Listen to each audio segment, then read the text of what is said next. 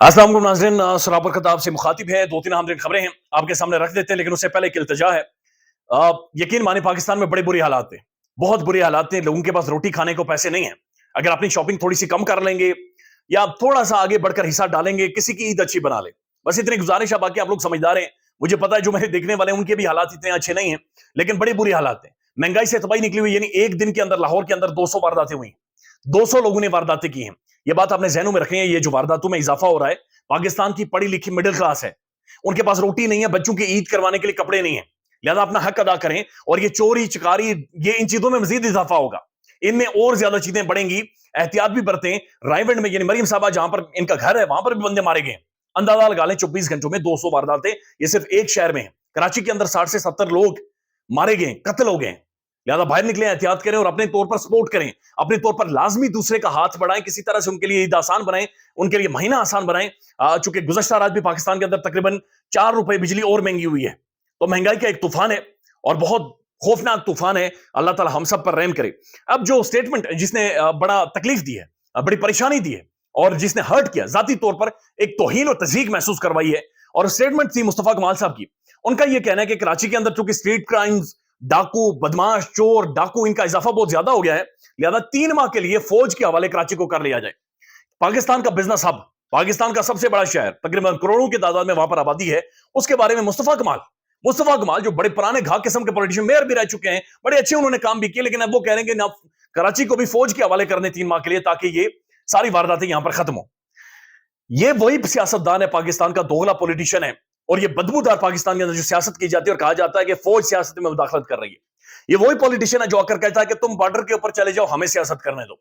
ये वही सियासतदान है जो कहता है कि हमारा बाजू पकड़ा जाता है, हमें सियासत नहीं करने दी जाती। ये वही सियासतदान है जो इदारों की तस्दीक करता है, वही सियासतदान है जो जर्नलों के खिलाफ बातचीत करता है, वही सियासतदान है जो इदारों के सरबराहान की तस्दीक करता है और एक मजलूमियत का वोट लेता है।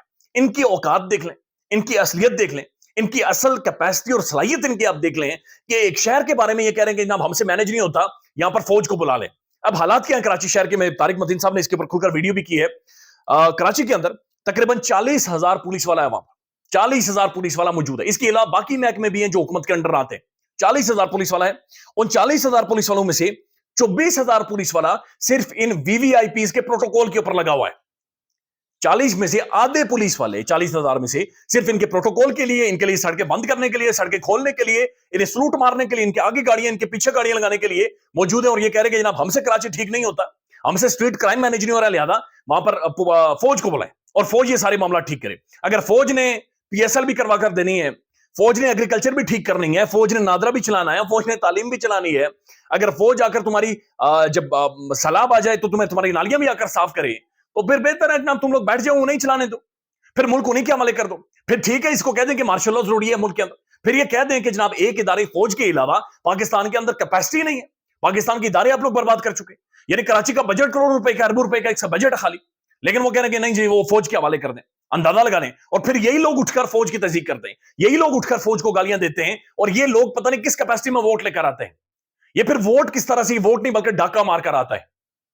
बड़ी एक तहजीक हमें स्टेटमेंट है जो कि महसूस हुई। तहजीक पाकिस्तान की पॉलिटिकल क्लास की, पाकिस्तान के निजाम की, पाकिस्तान के सिस्टम की, पाकिस्तान की सिविलियन बालादस्ती की तौहीन है कि स्ट्रीट क्राइम्स और वारदातें कंट्रोल करने के लिए वो कह रहे हैं ना हमें फौज ला कर दें, फौज आकर करें। बॉर्डर पर खड़ा फौजी जो बॉर्डर की हिफाजत के लिए खड़ा है, वो आकर कराची के अंदर मुस्तफा कमाल को सिक्योरिटी दे दे के मुस्तफा कमाल अपने लोगों को नहीं बचा सकता। शर्म का मुकाम है। लाहौर के अंदर 200 वारदातें होती है, पिंडी इस्लामाबाद में 250-300 वारदात हो रही है। इस्लामाबाद के अंदर लोग महफूज महसूस नहीं कर रहे, बाहर लोग मोबाइल फोन लेकर नहीं निकल सकते, और जी हम एटमी ताकत है, हमारे अंदर हुकूमत है, फलाना है, ढिमकान है, और ये सारी चीजें चल रही हैं। साथ साथ कुछ और भी खबरें, यानी मैं एक स्टेटमेंट देख रहा था, अभी ये स्टेटमेंट से आप अंदाजा लगाइएगा।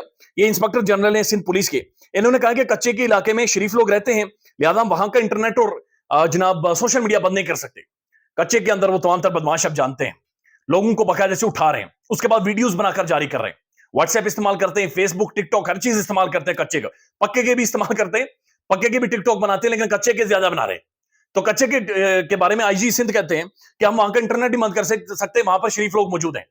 इलेक्शन वाले दिन पूरे मुल्क के अंदर इंटरनेट बंद कर दिया गया, रौन दिया गया पूरे मुल्क में इंटरनेट। इसका मतलब है कि पूरे मुल्क में शरीफ लोग नहीं थे, इसका मतलब है मुल्क के अंदर गैर मामूली हालात थे। पाकिस्तान के अंदर ट्विटर एक्स सबसे बड़ा डिबेटिंग प्लेटफॉर्म सबसे ज्यादा बंद किया गया है, कई महीनों से बंद है। इसका मतलब यह है कि जनाब ये शरीफ लोग नहीं है। اس کا مطلب یہ ساری بدماشی لہذا بند کر دیں. اندازہ لگا لیں ان کی سنجیدگی کا, اندازہ لگا لیں ان کی پالیسیز کا, کہ ایک طرف ہمارا سیاستدان کہہ رہا ہے کہ فوج آ جائے اسٹریٹ کرائم روکے, دوسری طرف ہمارا آئی جی جس کا کام ہے ان ساری جرائم کی روک تھام کرنا, وہ یہ کہہ رہا ہے کہ نا ہم انٹرنیٹ ہی بند کر سکتے کیونکہ وہاں پر شریف لوگ رہتے ہیں. جیسے شریف لوگوں کو آپ نے بڑا تنگ میں پاکستان کے اندر دیے, شریف لوگوں کو تو روندنا یعنی کیڑے مکوڑے پاکستان کے اندر سمجھا جاتا ہے اور ان کی توہین و تذیق کی جاتی ہے, ان کی تو اوقات ہی کوئی نہیں ہے. لیکن اس طرح کی اسٹیٹمنٹیں باقاعدہ سے دی جا رہی ہیں. ساتھ اب مزید اور خبریں, ایک تو ابصار عالم صاحب کی اسٹیٹمنٹ ہے سوشل میڈیا پر سرکولیٹ کر رہی ہے, اور اسٹیٹمنٹ یہ ہے کہ شہباز شریف صاحب جس دن سعودی عرب میں گئے ہیں اس دن سعودی عرب کے اندر 500 بھکاری پکڑے گئے, اور 500 جو بھکاری تھے ان میں سے 90% پاکستانی تھے. یعنی یہاں سے ویزا لے کر جاتے ہیں اور وہاں پر جا کر بھیک مانگنا شروع کر لیتے ہیں. اس قوم کو بھکاری بنا دیا گیا ہے, اس قوم کو بنا دیا گیا. میں دیکھ رہا تھا بہت ساری ویڈیوز جو گورے پاکستان کے اندر آتے ہیں اور وہ ویڈیوز بنا رہے ہوتے ہیں, ویلوگز بنا رہے ہوتے ہیں, مختلف شہروں میں جاتے ہیں, مختلف شہروں میں پڑھے لکھے نوجوانوں کے پاس وہ آتے ہیں, اور ایک نوجوان کو وہ کہہ رہے ہیں, یعنی ایک گورا ہے اور ویلوگز بنا رہے ہیں, کہہ رہا ہے کہ جناب مجھے باتھ روم دکھا دو. وہ صرف اسے باتھ روم تک لے کر جاتا ہے اور پھر اسے کہتا ہے مجھے 3000 روپے دے دو. یہ انٹلیکچوئل ڈس آنیسٹی ہے, یہ مورل کولیپس ہے جو پاکستان کے اندر پہچانا نہیں جا رہا, جسے دیکھا نہیں جا رہا, جس کو ویلیو نہیں دی جا رہی, جس کو سمجھا نہیں جا رہا کہ ہم موریلی کولیپس کر چکے ہیں. ہم بالکل اس وقت وہ گدھ بن گئے ہیں کہ ہم نے بوٹیاں نوچنی ہیں. یعنی یہاں سے سعودی عرب جاتے ہیں اور وہاں پر جا کے بھکاری بھیک مانگنا شروع کر دیتے ہیں, اور پاکستان کے اندر جس طریقے سے بھیک مانگی جاتی ہے بدماشی ہے. یہ بدماشوں کا ایک ٹولہ جو آپریٹ کرتا ہے. تو ایک طرف انہوں نے 400-500 بھکاری پکڑے ہیں جناب جو بھیک مانگ رہے تھے پاکستانی, اور پھر ادھر سے شہباز شریف صاحب اور ان کا پورا ٹولہ جہاد کے اندر بیٹھ کر چلا گیا.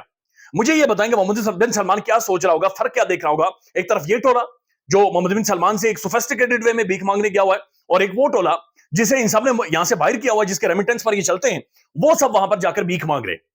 یہ بھی مانگ رہے ہیں, وہ بھی مانگ رہے ہیں, یعنی دونوں میں کوئی فرق نہیں ہے. یہ چھوٹے بھکاری ہیں, یہ جو ادھر کے سے گئے تھے ڈیلیگیشن بڑے بھکاری, اور وہ چھوٹے بھکاری, لہٰذا یہ سارے وہاں پر جا کر پھر بھیک مانگتے ہیں. یہ منگو پورا منگو خاندان وہاں پر گیا ہوا تھا, اور وہاں سے سعودی عرب کے دورے سے کیا نکلا ہے, محمد بن سلمان پاکستان آئے گا, کوئی پتہ نہیں کب آئے گا. محمد بن سلمان 5 ارب ڈالر کی پاکستان میں سرمایہ کاری کا کوئی پتہ نہیں کہ کب سرمایہ کاری کرے گا, لیکن انہوں نے کہا سرمایہ کاری کروں گا. پھر وہ ساتھ یہ کہتے ہیں کہ ہم پلیج کرتے ہیں کہ پریویسلی, یعنی اس سے پہلے ہم جو ڈسکس کر چکے ہیں 5 ارب ڈالرز, وہ پلیج کرتے ہیں جی وہ 5 ارب ڈالر ہم پاکستان کے اندر سرمایہ کریں گے, لیکن کوئی پتہ نہیں کہ یہ کب سرمایہ کاری ہوگی. لیکن ضروری ہے بہرحال, کیا شہباز شریف صاحب کے اندر اتنی تپڑ ہے, کیا ان کے اوپر ٹرسٹ کر کے یقین کر کے کوئی سرمایہ کاری کرے گی, یہ بھی اپنے آپ میں ایک کوشچن مارک ہے. لیکن پاکستان کے ٹیلی ویژن کے اوپر ڈیبیٹ اور ڈسکشن یہی ہو رہی ہے کہ جناب ان کا تو مینڈیٹ ہی کوئی نہیں ہے, ان کے پاس سیٹنگ کوئی نہیں ہے. دوسری طرف کچھ ویڈیو سرکولیٹ کر رہی ہیں مختلف جگہوں کے اوپر ٹک ٹاکرز کو, اور ان ٹک ٹاکر کو جس نے جو انجن الطان تھا ارطغرل, اسے پاکستان کے اندر بلا کر فراڈ کیا تھا, اسے پولیس اکیڈمی میں, پولیس ٹریننگ اکیڈمی میں بلا کر انہیں مہمان خصوصی بنایا جا رہا ہے.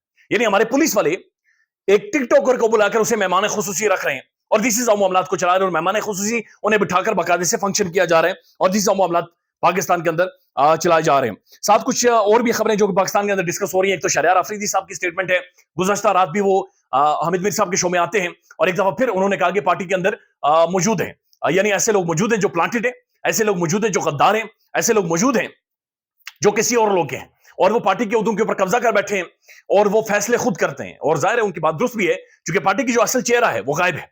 حالانکہ تحریک انصاف کی بہت ساری پولیٹیکل لیڈرشپ جو سیکنڈ ٹیئر تھی یا تھرڈ ٹیئر تھی وہ باہر نکل آئی ہے, وہ انڈر گراؤنڈ تھے, باہر آ گئے ہیں, لیکن اس کے باوجود بھی وہ فیصلہ سازی میں یا ان کمیٹیز کے اندر وہ شامل نہیں ہوتے جہاں پر جا کر وہ فیصلہ کریں.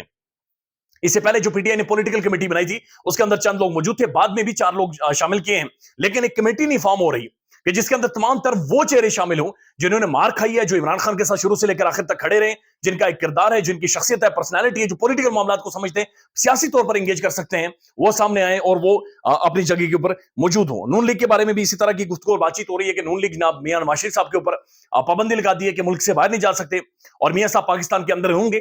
میاں صاحب کی اپنی چوائس, تمام تر چیزیں ختم ہو گئی ہیں, لیکن دس از ہاؤ معاملات ہیں ملک کے اندر چل رہے ہیں. محسن اختر کیانی, جسٹس محسن اختر کیانی, ان کے خلاف بھی ایک ریفرنس پہنچا دیا گیا ہے سپریم جوڈیشل کاؤنسل میں, اور یہ بھی اب ٹارگٹ ہوں گے. یہ بھی ان معزز ججز کے اندر شامل ہیں جنہوں نے خط لکھے ہوئے, لہذا یہ بھی انہیں بھی اب ٹارگٹ کیا جائے گا. خیال رکھیے گا اپنا, اللہ حافظ.